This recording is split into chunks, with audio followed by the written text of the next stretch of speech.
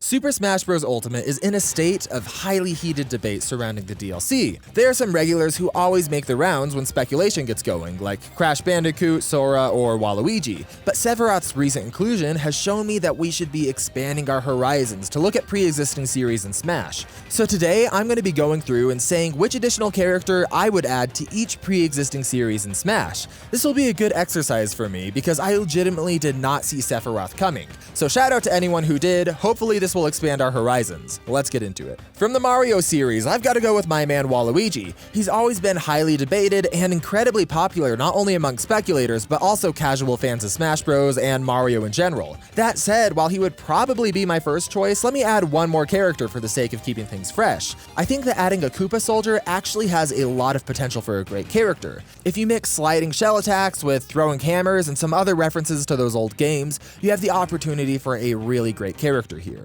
From The Legend of Zelda, we get my #1 most wanted character in Smash of all time, Impa. I think that her more classic Ocarina of Time design or her Age of Calamity design would work great.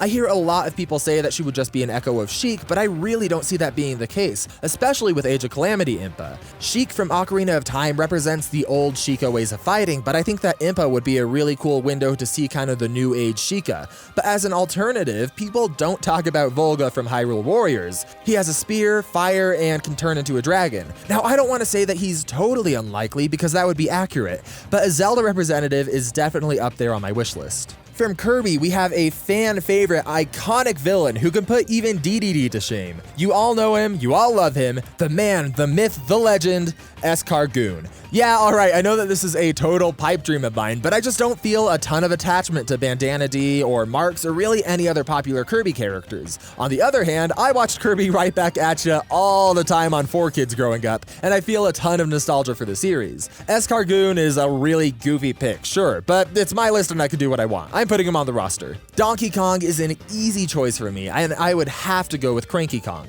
I think that the Kong family in general would be great to add into Smash, but I really love the idea of an old, fragile, elderly monkey actually being incredibly gifted at fighting, and it would be hilarious. And I think he has the opportunity for a really funny and creative moveset. I hear a lot of people talking about Dixie or Funky Kong, both of which are perfectly fine, but to me they just don't stand apart as much from Donkey Kong and Diddy Kong in the same way that Cranky would. I could see Sakurai having a lot of fun with a fake-out trailer here revealing Cranky. He would just be a great pick all around. Earthbound is the first JRPG that really won me over. I love so much about it, from the quirky humor to the bizarre enemies to the innovative way that they handle random encounters. I also think that it's really funny that the game never really took off until Smash Bros. Due to an equally weird marketing campaign saying "this game stinks" with disgustingly scented scratch-and-sniff stickers accompanying the game. Mother 3, or Earthbound 2, features Lucas and takes everything that the first game did and executes on it even better. But unfortunately, us English speakers have to rely on a fan translation because it was never localized. Mother 1, also called Earthbound 0,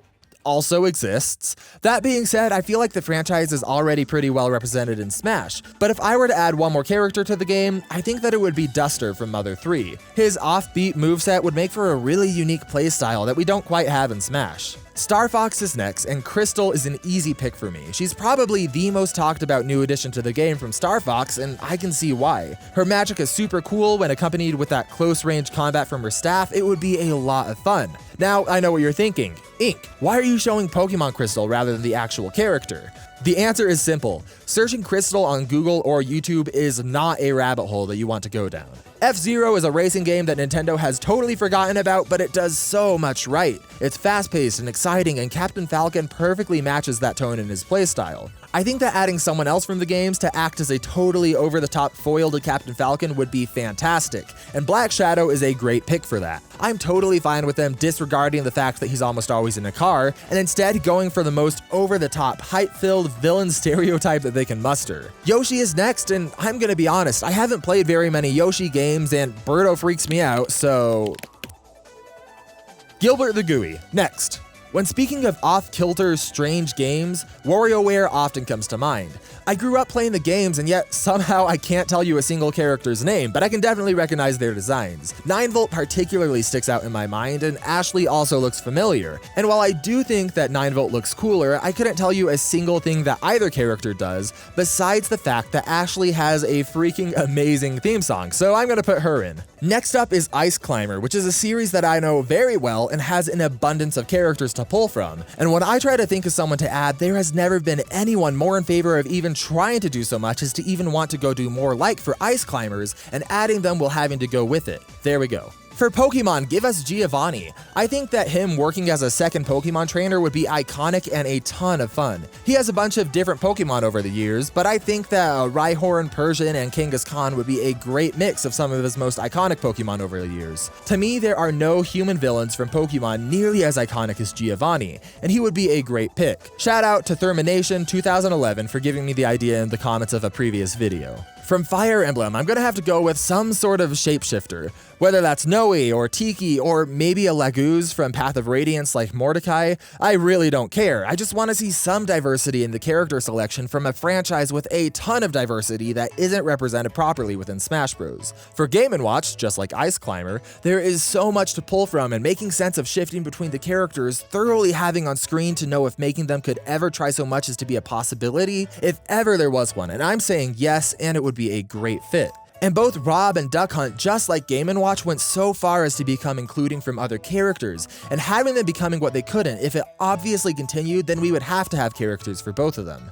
And unlike the previous few series, Wii Fit isn't super easy to pull from. Diabetes, the main villain of the franchise, would be pretty hard to represent, so I don't know, maybe an animated balance board would be a decent fit. For me, I think that adding another heavy from Punch-Out would be a great choice, and King Hippo makes a ton of sense for me in that regard. He's big, brutish, and to me seems like a ton of fun to have in the game. Not to mention that if he somehow had a better recovery than Little Mac, I would probably be laughing for the next few years. From the Wii Sports series to accompany the Miis, we have got to include the most intimidating character from Nintendo history, Matt. I mean, just look at this guy. His agility, boxing prowess, and overwhelming Chad energy is almost too much to handle. He's grown beyond just the Mii franchise into becoming his own online presence. Matt could start a YouTube channel today and surpass my subscriber count in less than a week. I guarantee it. I'm putting him in. From Sonic, I hear a lot of fantastic, if obvious, choices all the time. Knuckles, Eggman, Tails, Shadow, Chaos even. All of these would be spectacular picks. For me though, while I would take any of those aforementioned picks, there is one sleeper choice lurking in the shadows that I think would be surprising to everyone, but I would unironically love. I think that it would be absolutely hysterical to get a Chow mech in Smash. Could you imagine the kind of reaction that we'd get from that? Lots of fans have been wanting Sonic characters for years, and then after all this time we get a Chow. Now this isn't entirely a joke. I loved the Chow Garden while growing up, and most of my time in the Sonic franchise has been in service on working in my Chow Garden and Sonic Adventure, and despite the meme value here, I think that this pick would genuinely go back to the roots of my childhood. Speaking of my childhood, Mega Man was a huge piece of that. I played the games, bought the toys, watched the anime, and in general was just a huge Mega Man fan. And while there's a lot of additional super fighting robots like Proto Man, Base, Zero, or one of the Robot Masters, a character who is always present but often goes unnoticed is Mega Man's sister, Roll. In offshoots of the canon franchise, she appears in battle armor, but even within canon, she's shown to be super strong and capable despite never being in actual combat. She usually functions as a housekeeper and would have a great, funny moveset revolving around that, but I genuinely think that she would be a great pick. Mrs. Pac-Man is arguably just iconic as the Pizza Man himself, with her games performing even better. She seems to be a super obvious pick to me, although I've heard that Namco is kinda distancing themselves away from the character for some legal issues, but I'm not totally sure about that. Next up with Splatoon, there isn't a ton of stuff to pull from, and I haven't played it that often, but I hear that the Octolings are really popular, so I'm gonna go with that. From Kid Icarus, I have always loved the design of Magnus, and I think that he would be super cool to see in the game. I don't even mind having another sword character as long as he's implemented in a cool and unique way. Or, you know what, as long as we're sticking with the pantheon that Kid Icarus runs off of, let's take Zagreus from Hades. That's not cheating, it totally counts, shut up. Xenoblade is a series that I don't personally know super well, but I have both of the games on my Switch and I want to play them at some point, and I'm still working through other games at the moment, but I'm getting there. In the meantime, I'm gonna go with Rex to please the fans that have been asking for him. That said, if I was gonna go off of my limited knowledge of the series, I would go with Ricky. I mean, just look at this guy. From Castlevania, I think that having Alucard as a playable character would be fantastic. He was one of my favorite bosses to fight in World of Light, and he's absolutely iconic to the Castlevania series, arguably more so than any single Belmont taken in isolation. He is a very obvious pick to me. I absolutely love the Pikmin series, but my wife recently played through Pikmin 3 on the Switch, so I thought it would be fun to defer to her opinion. I asked her which character she would want in the game, and she said, and I quote, "A revolutionist Pikmin who leads his own resistance and can command his own Pikmin rather than having to rely on a non-Pikmin commander." So, I guess we're getting a Braveheart Pikmin? I don't know, I'm down with it. Next up, we've got Street Fighter, and honestly, it's a shame that we got Ken before Chun-Li. She's arguably just as iconic as Ryu and is used as a secondary face to the series. In fact, Ryu almost never appears on promotional material without Chun-Li right there beside him. I think that she's long overdue for a spot on the roster. Final Fantasy VI is widely regarded as one of the best in the series, if not the best in the series. From this game, few characters are as iconic as Terra. Her long-range magic would add some much-needed diversity to the roster, as well as adding some additional female representation. This is a very easy pick for me. From Animal Crossing, we've got to go with KK Slider. I know that some people would opt for Tom Nook, but frankly, that man is a saint who doesn't deserve to get beat up in the roster. I mean, he gives you a house for next to nothing as a down payment, 0 interest, 0 time constraints or monthly payments. He gives you a job. I don't know, it completely blows my mind that some people call him the Village of Animal Crossing, when he's got to be one of the most giving and generous characters in the series, and potentially in much of Nintendo gaming as a whole. Now, I've got to admit, I've never played Banjo and Kazooie, but I hear Gruntilda mentioned fairly often as a secondary choice, so sure, let's go with that. From Dragon Quest, I think that Slime would be a hilarious addition to the roster, who is arguably more iconic to the series than any one protagonist, and it would be awesome to see him get into the game. Not to mention that it's probably as close as we're ever going to get to having a Digimon in Smash, which is a statement that I really hope ages poorly. From Persona, I think that Aigis from Persona 3 would be a super cool inclusion.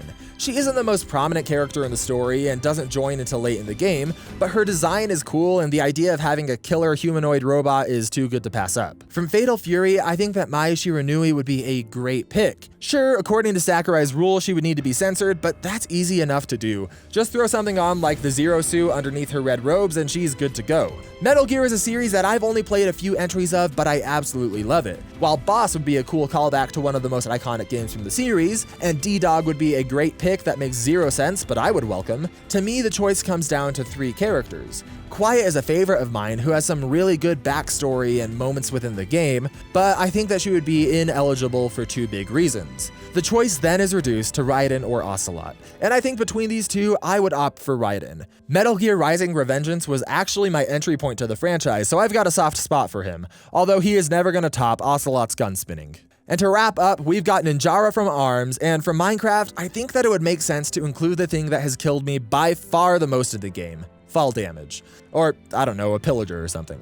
And there you go, I hope you liked my picks. I'm gonna put a blank template in the description so that you can give it a go yourself in the comments. Subscribe for more like this, and until next time, stay smashing.